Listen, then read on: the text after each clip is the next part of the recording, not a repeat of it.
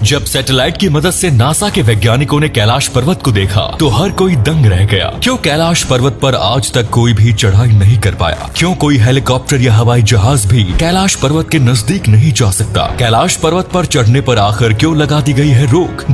दोस्तों, वीडियो शुरू करने से पहले मेरे चैनल को सब्सक्राइब जरूर कर लें।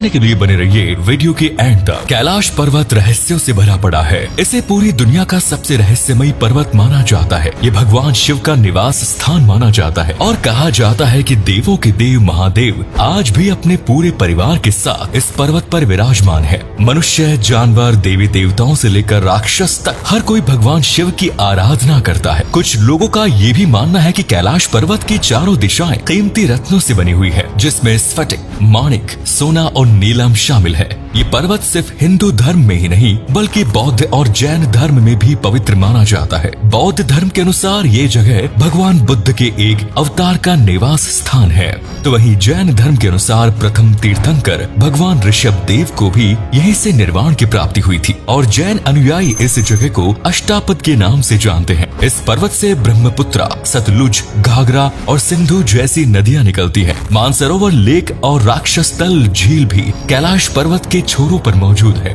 आज तक ना जाने कितने लोगों ने कैलाश पर्वत पर चढ़ाई करने की कोशिश की है, लेकिन एक भी पर्वतारोही इसमें सफल नहीं हो पाया है। कैलाश पर्वत की ऊंचाई माउंट एवरेस्ट से 2200 मीटर कम है, लेकिन इसके बावजूद माउंट एवरेस्ट की चोटी पर आज तक 6000 से अधिक लोग चढ़ाई कर चुके हैं। लेकिन कैलाश पर्वत की चोटी अभी तक इंसानों से अछूती है। माना जाता है कि कैलाश पर्वत पर चढ़ाई करना पूरी तरह से असंभव है और कुछ दिव्य अलौकिक शक्तियां इस पर्वत को संरक्षित करती है। कुछ लोगों का ये भी मानना है कि कलयुग के मनुष्यों में इतना सामर्थ्य नहीं है कि वे इस पर्वत की चढ़ाई कर सके, जो शारीरिक, मानसिक एवं आत्मिक रूप से पूरी तरह पवित्र है। जिसका मन शुद्ध है, केवल वही व्यक्ति इस पर्वत की चढ़ाई कर सकता है और आज के समय में ऐसे आध्यात्मिक लोग मौजूद नहीं है। 20वीं शताब्दी के दौरान अनेक लोगों ने इस पर्वत की चढ़ाई करने की कोशिश की है। वे लोग इसमें सफल तो नहीं हो पाए, लेकिन यहाँ से वापस आने के बाद उन लोगों ने जो बातें बताई उन पर यकीन करना बहुत मुश्किल है। लोगों ने बताया कि इस पर्वत का मौसम कभी भी बदल जाता है, आंधी तूफान चलने लगते हैं,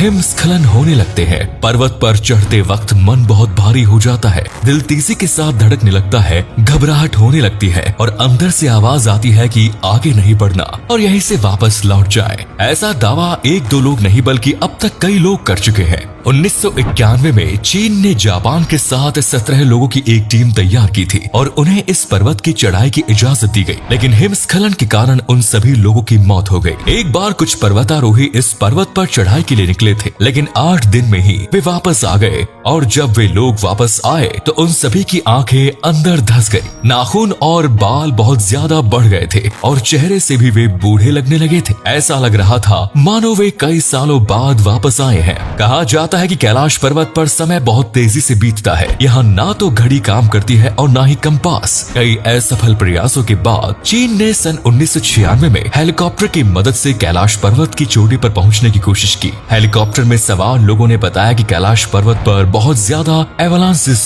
हो रहे थे, भयंकर तूफान आया हुआ था, अचानक तेज बर्फबारी शुरू हो गई। वे दिशा भटकने लगे, उनके हेलीकॉप्टर के इंजन में खराबी आने लगी, रडार और नेविगेशन ने भी काम करना बंद कर दिया और यहाँ तक कि फ्यूल मीटर भी ठप पड़ गया। इसीलिए हेलीकॉप्टर वहाँ से वापस लौट गया। साल 2001 में चीन ने अंतिम बार स्पेन और रूस के रिसर्चर्स और पर्वतारोहियों के साथ कैलाश पर्वत पर चढ़ने की कोशिश की थी। उन्होंने ऊपर तक पहुँचने का सीधा रास्ता खोज लिया था, लेकिन बीच रास्ते में मौसम ने अचानक करवट ले ली और उन सभी लोगों को वापस लौटना पड़ गया। सभी ने बताया कि ऊपर चढ़ते चढ़ते उनका हृदय परिवर्तन हो गया और अंदर से आवाज आने लगी कि उन्हें आगे नहीं जाना चाहिए। साल 2001 के बाद चीन ने इस पर्वत की चढ़ाई पर रोक लगा दी, लेकिन साल 2004 में रूस के एक व्यक्ति अपने बेटे के साथ पर्वत पर चढ़ने के लिए अवैध तरीके से पहुंचे। उन्होंने पर्वत की पासी के नीचे एक कैंप लगाया। इस दौरान उन बाप बेटे ने देखा कि अचानक आसमान से कुछ लाइट के गोले गिर रहे हैं। वे काफी चमकदार थे और साथ ही स्वास्तिक के चिन्ह की आकृति भी उन्हें नजर आई। एक और वैज्ञानिकों ने कैलाश पर्वत पर काफी रिसर्च की। उन्होंने अपनी किताब में बताया कि कैलाश पर्वत प्राकृतिक नहीं है,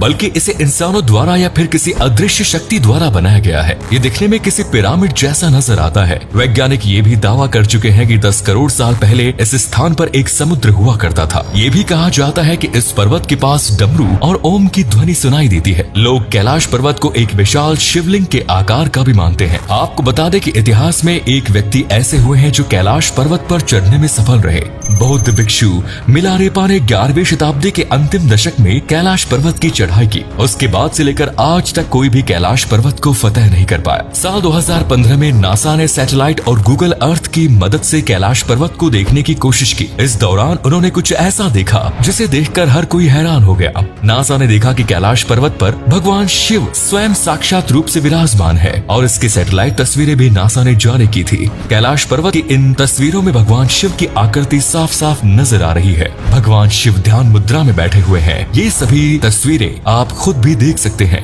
गूगल अर्थ पर कैलाश पर्वत वाली जगह पर यदि आप जूम करेंगे तो इस जगह की आकृति ही नजर आएंगी। इन सभी बातों से स्पष्ट है कि कैलाश पर्वत कोई साधारण पर्वत नहीं है। यहाँ पर अलौकिक शक्तियाँ मौजूद है। इसी प्रकार कैलाश पर्वत पर और भी कई रहस्य छिपे हुए हैं जिनके बारे में इंसानों को जानकारी नहीं है। कैलाश पर्वत से 7 प्रकार की रोशनी निकलती है। इस पर्वत का आकार और रंग भी बदलता रहता है। ऐसी ही कई बातें हैं जो इसे और भी ज्यादा रहस्यमयी बनाती है। उम्मीद करते हैं कि आपको आज का ये वीडियो पसंद आया होगा। कैलाश पर्वत को लेकर आपकी क्या राय है और क्या इंसान भविष्य में कभी इस पर्वत पर चढ़ पाएगा? इस बारे में अपने विचार कमेंट्स में जरूर बताएं। साथ ही वीडियो को अधिक से अधिक लाइक और शेयर करना ना भूलें। धन्यवाद।